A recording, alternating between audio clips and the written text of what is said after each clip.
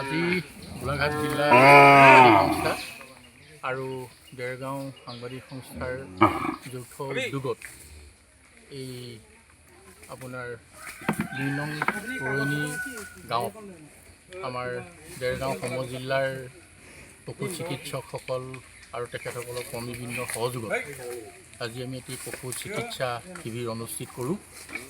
এই আপোনাৰ বৰকৰণী ২ নং চুতীয়া নামঘৰৰ সমীপত আৰু ইয়াত আমি এটা লক্ষ্য কৰিছোঁ যে প্ৰায় শতাধিক পশুধন তেখেতসকলে গাঁওখনৰ বিভিন্ন প্ৰান্তত লৈ আহিছে, তেখেতসকলে চিকিৎসা প্ৰদান কৰিছে আৰু ইয়াত বিশেষকৈ প্ৰত্যেক পশুধনকে আপোনাৰ ভেকচিন প্ৰদান কৰা হৈছে, ভিটামিন প্ৰদান কৰা হৈছে আৰু এই পোষ্ট ফ্লাডৰ পাছত যি মানে গৰু ম'হৰ হাগনি হৈছে এই হাগনি দৰৱ প্ৰদান কৰিছে।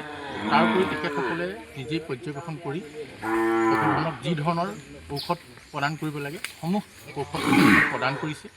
ইয়াৰ উপৰি যিসকল পশুধনক ঘৰৰ পৰা লৈ আহিব পৰা নাই সেই পশুধনৰ কাৰণেও তেখেতসকলে ইয়াৰ পৰা মানে ঔষধ দি পঠিয়াইছে। গতিকে এটা খুব মানে সময়োপযোগী এটা শিবিৰ অনুষ্ঠিত কৰা বুলি আমি আচলতে এটা গৌৰৱ অনুভৱ কৰিছোঁ। গতিকে মই বিশেষকৈ গোলাঘাট জিলা সাংবাদিক সংস্থাৰ সভাপতি হিচাপে আমাৰ পশু চিকিৎসকদ্বয়ৰ লগতে চিকিৎসা কৰ্মীসকলক আৰু স্থানীয় ৰাইজৰ যি সহযোগিতা আৰু আমাৰ সাংবাদিকসকলৰ যি সহযোগিতা সকলোকে কৃতজ্ঞতা জ্ঞাপন কৰিছোঁ। সঁচাকৈ আমি গৌৰৱান্বিত যিহেতু ব্ৰহ্মপুত্ৰ অঞ্চলৰ যিসকল কৃষক আছে কৃষকসকলৰ যি পশুধনৰ ওপৰতে জীৱিকা, যিহেতু কৃষক পশুধনসমূহ তেখেতসকলে যদি সুন্দৰ ৰূপত সুস্থ কৰি নাৰাখে হয়তো আমাৰ সেই তাৰমানে ৯৫ সংখ্যক মানে যিমানখিনি কৃষক আছে সকলোৱে পশুধনৰ লগতে তেখেতসকলে জীৱিকা নিৰ্বাহ কৰি আছে।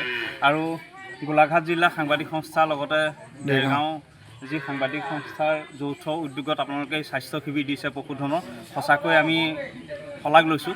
এইবাবে শলাগ লৈছোঁ যে প্ৰথম পদক্ষেপ আপোনালোকে লৈছে, যিহেতু বানত সকলো ইয়াত প্ৰশ্নচ হৈ গ'ল, সকলোৱে ঘৰ দুৱাৰ সকলোতে পানীত বুৰ গৈ আছিলে। তাৰপাছত পশুধনখিনি ৰাস্তাৰ কাষতে এনেকৈ ৰাখিছে, আপোনালোকে নিশ্চয় দেখিছে এই ৰাস্তাৰ কাষতে পশুধনখিনি তেখেতসকলে ঘাঁহ বন দি পেলাই ৰাখিছে। আৰু এতিয়া দেখিবলৈ পোৱা গৈছে পশুধনসকলৰ যিখিনি পশুধনৰ ৰোগ আহিছে সেই ৰোগখিনিৰ বাবে আপোনালোকে যে সুস্থ চিন্তা, আপোনালোকৰ যি বাৰ্তা, আপোনালোকৰ যি চিন্তাধাৰা সঁচাকৈ শলাগ লৈছোঁ।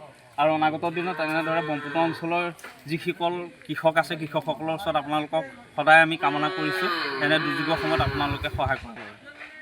যিকোনো খবৰৰ বাবে যোগাযোগ কৰক 9181 307 221 আমাৰ এই নম্বৰত।